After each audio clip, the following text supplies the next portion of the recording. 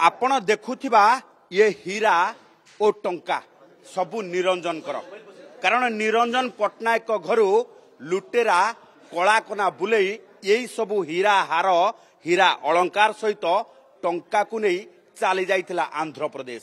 Andhra Pradesh Telangana Kerala Odisha police पाई निद हजई देथिबा कारण पालटिथिबा से लुटेरा को शेषरे 400 सीसीटीवी जांच करने सहित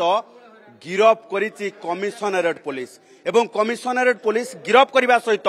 निरंजन को घरु लुटिथिबा समस्त अलंकार को जबत करा जायछि। यह होछि सेही अलंकार जो अलंकार निरंजन पट्टनायक को घर भितरे थिला एवं तांको घर भितरु लुटेरा लुटि नहीं चली जाइथिला। यह होछि सेही टंका जो टंका निरंजन पट्टनायक घरु मुखा पिंधा लुटेरा हाथरे ग्लोव्स पिंधि बिना कोनोसी कारण अर्थात बिना कोनोसी प्रमाण छाड़ी संपूर्ण भावे चली जाइथिला भुवनेश्वर रु बरमुंडार एक सीसीटीवी रु आरंभ होइतिला तदंत प्रक्रिया एवं प्रत्येक टोल प्लाजा रे लागिथिबा सीसीटीवी को जांच करिबा परे कमिशनरेट पुलिस रो गठन होइतिबा स्पेशल टीम पहुंचीथिला आंध्र प्रदेश रे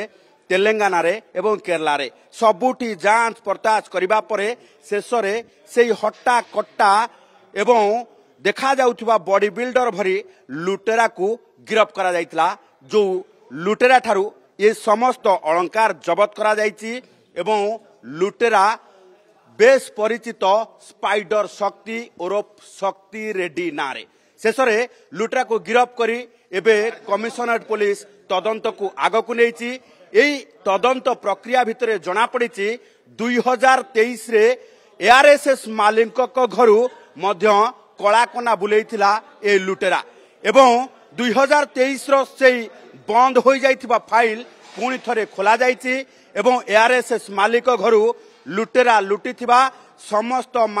तदंत को नहीं पुणी थरे से मामला को एक्टिव करा जाइछि। पुणी थरे एआरएसएस घरु जो धरणर लुट होइतिला एवं केते टंका लुट होइतिला केते सुना गहना लुट होइतिला जाहाकु नै आरंभ होइतिबा तदंत प्रक्रिया भितरे किभଳି भाबे से लुट सुना गहना टंका रिकवरी करा जाय परिबो से संबंध रे मध्य वर्तमान कमिशनरेट पुलिस बेस एक्टिव होइछि।